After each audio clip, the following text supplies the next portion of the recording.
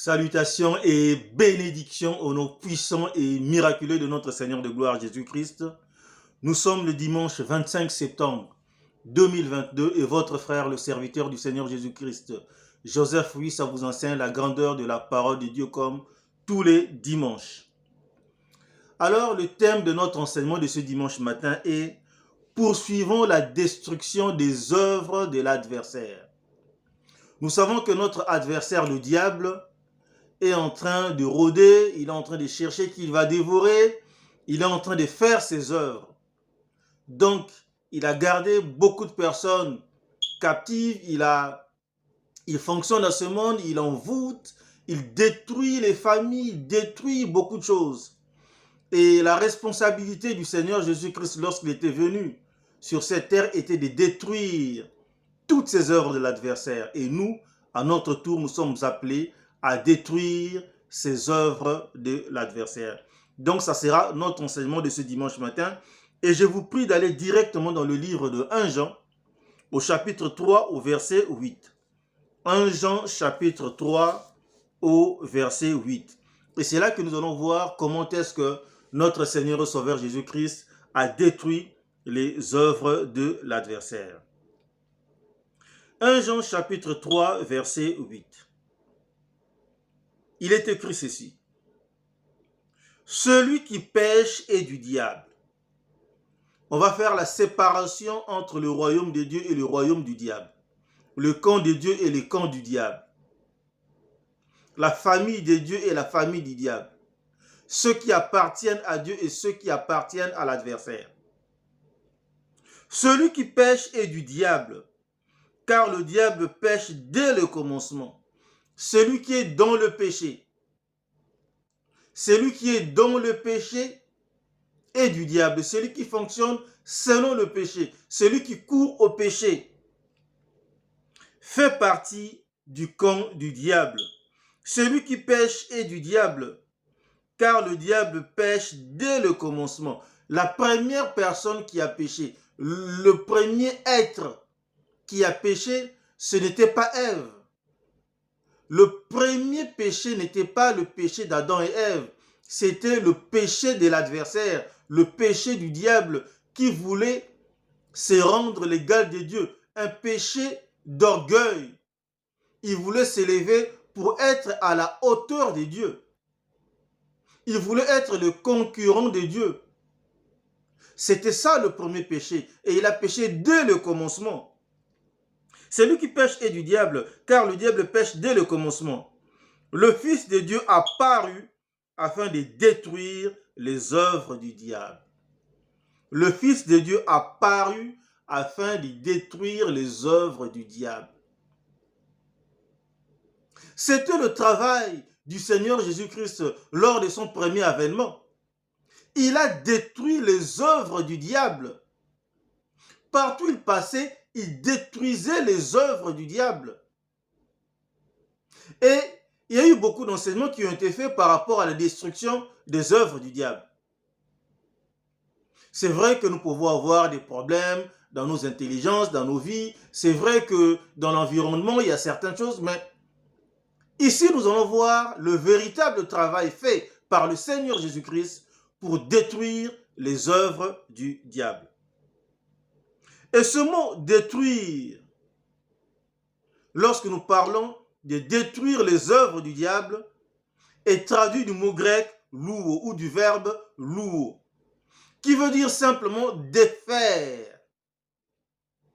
Lorsque nous vous appelons à continuer la destruction des œuvres du diable, nous vous disons que ce n'est pas possible aujourd'hui de détruire le diable.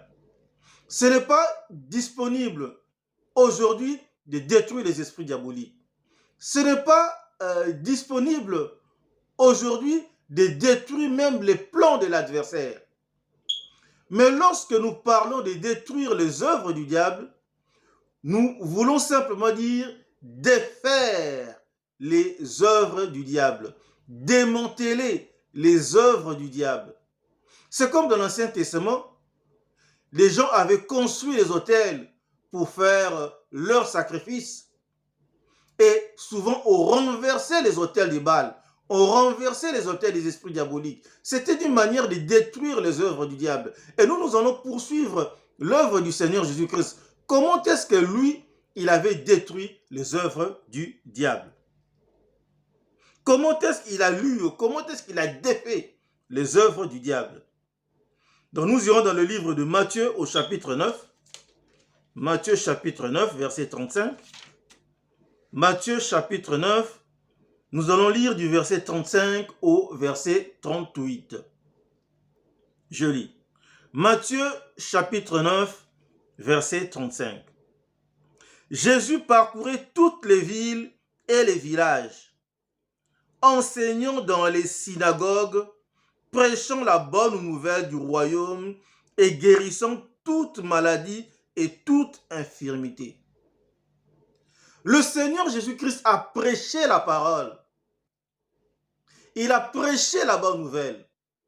Et lorsqu'il a prêché la bonne nouvelle, il a rencontré des personnes qui étaient sous emprise de l'adversaire, des personnes liées par l'adversaire. Et le Seigneur Jésus-Christ les a délivrés. Ceux qui étaient possédés par des esprits diaboliques furent délivrés. Ceux qui étaient rendus malades par les esprits diaboliques, après avoir chassé les esprits, il leur a transmis la guérison. Et c'est le travail que nous sommes censés faire pour détruire les œuvres du diable. Car que fait le diable? Le diable s'organise. L'armée des esprits diaboliques s'organise avec les fils du diable, avec les serviteurs du diable, avec tout ce qui fonctionne pour le diable. Il s'organise pour que les personnes soient maudites, pour que les personnes soient envoûtées, pour que les personnes soient malades, pour que les personnes soient possédées. Et le Seigneur Jésus-Christ, lorsqu'il prêchait la parole, lorsque les gens croyaient en son discours, en ses enseignements, en sa prédication, ces personnes étaient délivrées. Il chassait les esprits, il guérissait les malades et les gens étaient, entre guillemets, sauvés. Jésus parcourait toutes les villes et les villages, enseignant dans les synagogues. Là, il donnait la doctrine de la parole, prêchant la bonne nouvelle. Il prêchait la parole, la bonne nouvelle du royaume, et guérissant toute maladie et toute infirmité. Ces gens étaient rendus malades, étaient infirmes à cause de l'adversaire. Et le Seigneur Jésus-Christ les a guéris. Voilà pourquoi ici au verset 36, il va renchérir ici au verset 37, mais commençons au verset 36. Donc poursuivons avec le verset 36. Voyant la foule, il fut ému de compassion pour elle. Beaucoup de gens venaient parce que beaucoup de gens étaient possédés, beaucoup de gens étaient malades et beaucoup de gens sont venus vers lui. Lorsque vous bougez la parole, les gens viendront. Lorsque vous guérissez les malades, les gens viendront. Voyant la foule, il fut ému de compassion pour elle, parce qu'elle était languissante et abattue. C'est ce que l'adversaire fait. C'est ça les œuvres de l'adversaire. Les gens sont abattus. Les personnes étaient languissantes et abattues, comme des brebis qui n'ont point de berger. Comme des brebis qui n'ont point de berger. Nous sommes censés être des bergers, là où nous sommes. Dans nos villes, dans nos villages, dans notre environnement. Partout où nous fonctionnons, nous sommes censés être des bergers. Et les personnes qui sont prises en otage par l'adversaire, les personnes qui sont victimes des œuvres de l'adversaire n'ont pas de berger. Voilà la foule, il fut ému de compassion pour elle, parce qu'elle était languissante et abattue, comme des brebis qui n'ont point de berger. Verset 37, le verset célèbre que nous connaissons tous. Alors il dit à ses disciples, la moisson est grande, mais il y a peu d'ouvriers. La moisson est grande, mais il y a peu d'ouvriers. Qu'est-ce que nous faisons? Nous devons détruire les œuvres du diable. Nous devons le faire. Nous devons poursuivre le travail commencé par le Seigneur Jésus-Christ. Lorsque le Seigneur Jésus-Christ a vu l'ampleur de la situation dans l'environnement où il était, mais imaginons maintenant le monde où il y a des milliards de personnes. où il y a des personnes qui ne sont pas connues des nouveaux de l'Esprit de Dieu. Il y a beaucoup de pays dans le monde où le vaudou, la sorcellerie, où des pratiques mystiques règnent et les gens sont possédés, les gens sont malades. Ils n'ont pas de berger pour prendre soin d'eux, pour les délivrer. Vous voyez? Alors il dit à ses disciples, la moisson est grande, mais il y a peu d'ouvriers.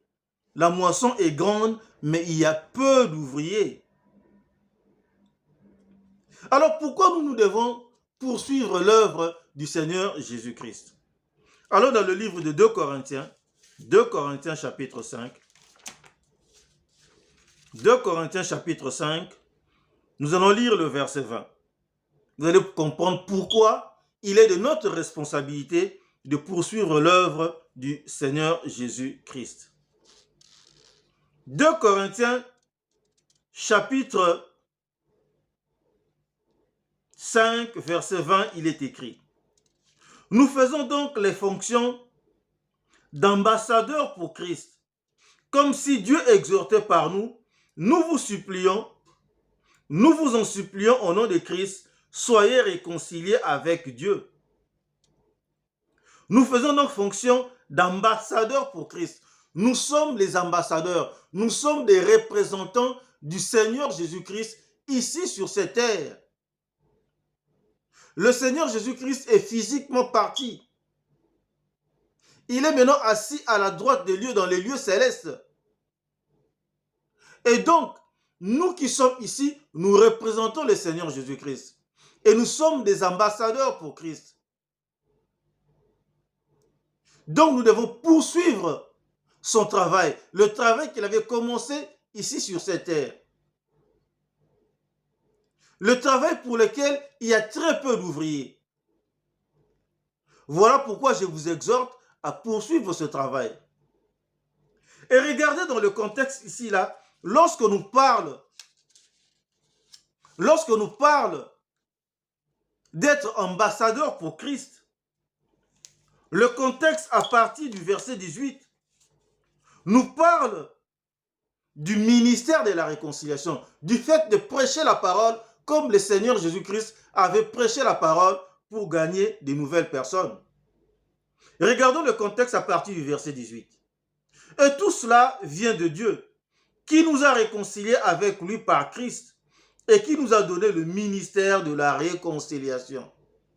Donc lorsqu'on parle du contexte d'ambassadeur pour Christ, c'est lié au ministère de la réconciliation. C'est lié au fait que le Seigneur Jésus-Christ parcourait toutes les villes et tous les villages pour enseigner la parole, pour prêcher la parole, pour gagner de nouvelles personnes à la parole. Donc tout cela vient de Dieu qui nous a donné ce ministère de la réconciliation. Verset 19. Car Dieu était en Christ, il réconciliait le monde avec lui-même. Lorsque le Seigneur Jésus-Christ le faisait, Dieu était en lui et il faisait ce travail du ministère de la réconciliation. Il réconciliait le monde avec lui-même en n'imputant point aux hommes leurs offenses et il a mis en nous la parole de la réconciliation. Nous avons déjà la parole de la réconciliation. Nous n'avons pas à nous prendre la tête pour connaître toute la Bible de Genèse 1.1 à Apocalypse 22.21. Nous avons, c'est-à-dire que le Saint-Esprit met en nous la parole de la réconciliation. Et là, on arrive au verset 20. Nous faisons donc les fonctions d'ambassadeurs pour Christ, comme si Dieu exhortait par nous. Nous vous en supplions, au nom de Christ, soyez réconciliés avec Dieu. Pourquoi c'est si important, ce ministère de la réconciliation?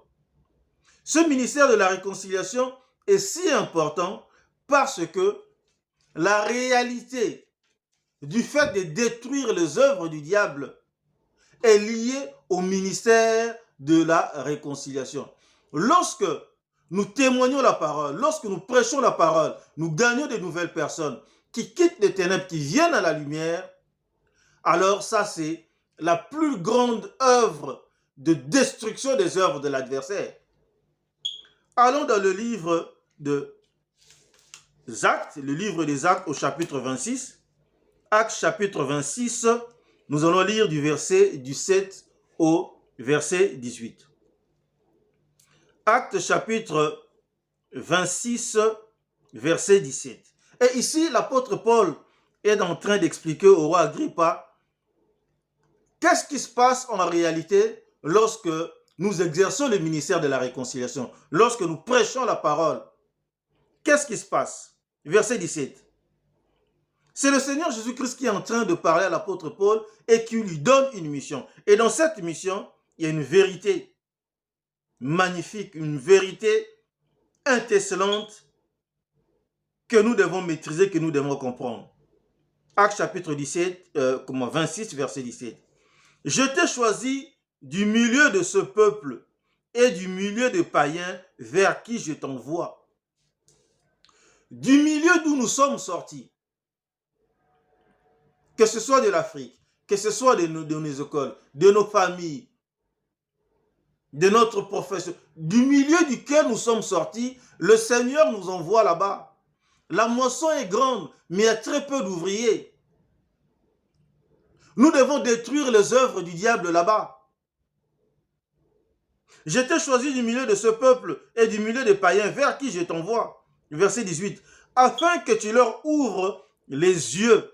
Afin que tu leur ouvres les yeux. Vous enseignez la parole de Dieu pour que les gens comprennent. Parce que les gens sont aveuglés par l'adversaire. Afin que tu leur ouvres les yeux. Toutes ces personnes qui critiquent la Bible, qui critiquent le Seigneur Jésus-Christ, qui critiquent Dieu, il faut leur ouvrir les yeux. Afin que tu leur ouvres les yeux pour qu'ils passent des ténèbres à la lumière. Faites-leur comprendre que vous êtes dans les ténèbres, vous êtes dans le royaume de Satan, vous êtes des prisonniers de Satan.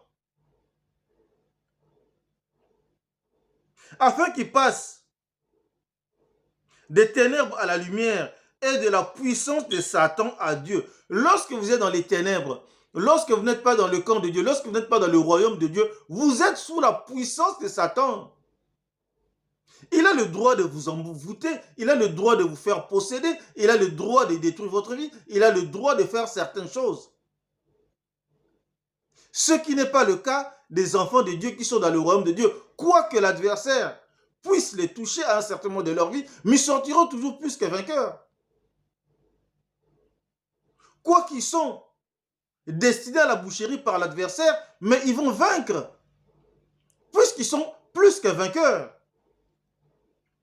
Donc il faut ouvrir les yeux des gens afin qu'ils comprennent, afin que tu leur ouvres les yeux pour qu'ils passent des ténèbres à la lumière et de la puissance de Satan à Dieu, pour qu'ils reçoivent par la foi en moi le pardon des péchés et l'héritage avec les sanctifiés.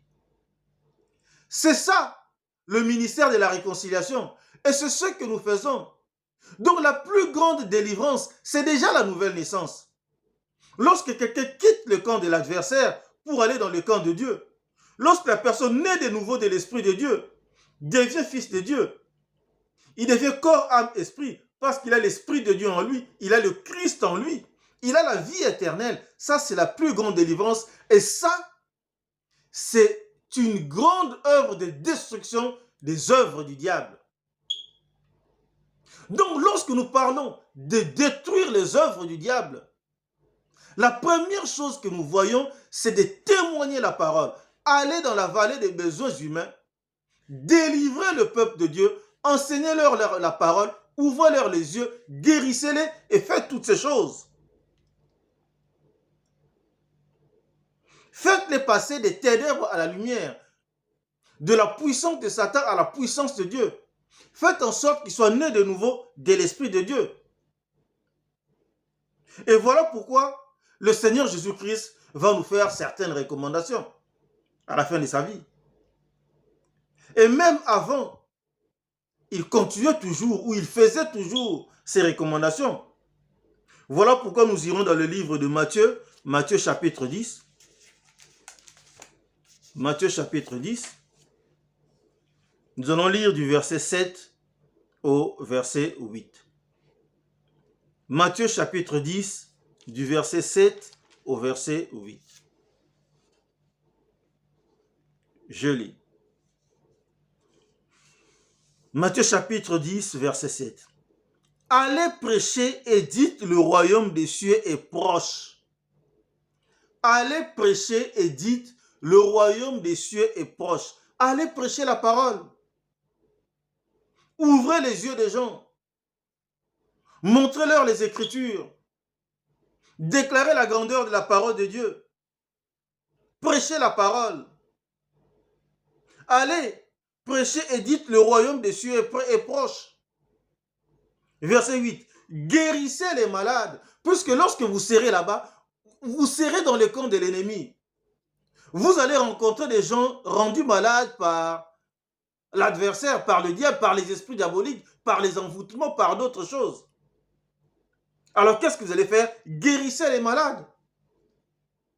Vous allez me dire, mais ça fait un bon bout de temps que je cherche à guérir les malades, je n'arrive pas. Mais de la même manière, vous parlez en langue, de la même manière, vous guérissez les malades.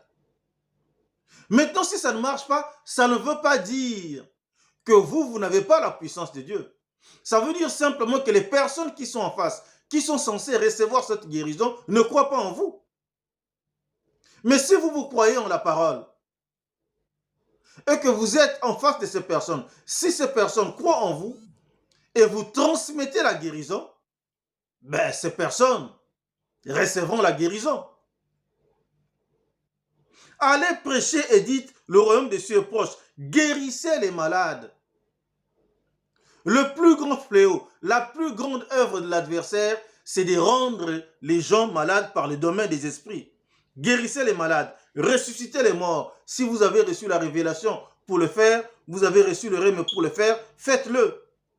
Purifiez les lépreux. Ce sont des maladies de l'époque. Chassez les démons, chassez les esprits diaboliques. À partir du moment où quelqu'un est prêt à aller dans le royaume de Dieu, les esprits n'ont plus le droit de posséder cette personne. Et vous les chassez au nom de Jésus-Christ. Ils vont obéir, ils vont obtempérer, ils vont partir. N'hésitez même pas. À la fin de cet enseignement, je vous demanderai de ne pas avoir peur. Faites le travail, chassez les esprits. Mais vous ne chassez pas les esprits comme ça dans la rue, ou je sais pas. Mais lorsque vous êtes en face de quelqu'un qui est attaqué par l'adversaire, qui est possédé, et que cette personne écoute la parole et veut la délivrance, vous chassez les esprits et vous guérissez les malades. C'est comme ça que nous avons de grands témoignages dans l'église. Guérissez les malades, ressuscitez les morts, purifiez les lépreux, chassez les démons. Vous avez reçu gratuitement, donnez gratuitement. N'en faites pas un business. Vous avez reçu gratuitement, donnez gratuitement. Vous allez vous dire, mais est-ce que nous avons le pouvoir? Même depuis dans les évangiles, le Seigneur Jésus-Christ avait doté ses disciples de ce pouvoir. Alors dans le livre de Luc, chapitre 10, verset 19. Matthieu, Marc, Luc, chapitre 10, verset 19. Luc 10, 19. Il est écrit, voici, je vous ai donné le pouvoir de marcher sur les serpents. Tous ces petits esprits diaboliques-là, vous allez marcher sur eux. Et les scorpions. Les serpents font allusion aux esprits diaboliques dans leur use. Et les scorpions font allusion au domaine des esprits dans leur attaque. Je vous ai donné le pouvoir de marcher sur les serpents et les scorpions et sur toute la puissance de l'ennemi. Toute la puissance de l'ennemi. Les œuvres mises en place pour pouvoir détruire le peuple de Dieu, pour pouvoir posséder le peuple de Dieu, ben vous êtes là, vous délivrez le peuple de Dieu. Voici, je vous ai donné le pouvoir de marcher sur les serpents et les scorpions et sur toute la puissance de l'ennemi. Et rien ne pourra vous nuire. N'ayez pas peur, rien ne pourra vous nuire. Rien ne pourra vous nuire. N'ayez pas peur, rien ne pourra vous nuire. Rien ne pourra vous nuire. Et pour confirmer ceci, nous sommes dans le Nouveau Testament. Ce pouvoir, nous l'avons dans le Christ en nous parce que nous avons Dieu en Christ en nous. Et nous terminerons Jean chapitre 4 au verset 4. 1 Jean, chapitre 4, verset 4. 1 Jean chapitre 4, verset 4, je lis. Vous petits enfants, vous êtes de Dieu. Vous petits enfants, vous êtes de Dieu. Vous appartenez à Dieu. Vous êtes dans la famille de Dieu. Vous êtes des enfants de Dieu. Vous êtes dans le royaume de Dieu. Vous êtes de Dieu et vous les avez vaincus. N'ayez pas peur du domaine des esprits. Vous les avez vaincus parce que celui qui est en vous est plus grand que celui qui est dans le monde. Nous sommes dans le Nouveau Testament. Nous avons Christ en nous. Le Christ en nous est plus grand que celui qui est dans ce monde. Et le nom que nous utilisons, le nom du Seigneur Jésus-Christ, est plus grand que tout nom dans ce monde. Vous, petits enfants, vous êtes de Dieu et vous les avez vaincus. Nous sommes plus que vainqueurs. Parce que celui qui est en vous est plus grand que celui qui est dans ce monde. Donc n'ayez pas peur. Allez-y avec zèle dans le camp de l'ennemi. Sortez les gens du camp de l'ennemi. Allez-y avec zèle. Ne craignez rien. Parce que celui qui est en vous, en réalité, est plus grand que celui qui est dans ce monde. Et celui qui est dans ce monde, c'est le diable. Donc nous avons le pouvoir de détruire les œuvres du diable. Que personne ne vous fasse peur. Il y a des prédicateurs qui font peur aux chrétiens en leur disant que, attention, il faut faire gaffe à l'adversaire, au domaine de l'adversaire, attention de chasser les esprits. Il y a des gens qui racontent, parfois lorsqu'il y a des délivrances, les esprits disent, bon, attendez, on va vous agresser, après on va faire... Mais l'adversaire, c'est un menteur. Même s'il est dit, c'est un menteur. S'ils ne peuvent rien vous faire en face, ils ne vous feront rien du tout. N'ayez pas peur de l'histoire des 7 fils de Séva qui furent maltraités par les esprits diaboliques. C'était des hommes diaboliques. C'était des gens qui n'étaient pas nés de nouveau de l'Esprit de Dieu. Donc, ils n'avaient pas l'Esprit de Dieu en eux. Donc, ils n'avaient pas le droit d'utiliser le nom de Jésus-Christ. Mais si vous êtes réellement nés de nouveau de l'Esprit de Dieu, vous avez le droit d'utiliser le nom de Jésus-Christ. Et les esprits vont partir. Chassez les esprits, guérissez les malades, amenez des gens des ténèbres vers la lumière. C'est ça, détruire les œuvres de l'adversaire. Ce n'est pas autre chose.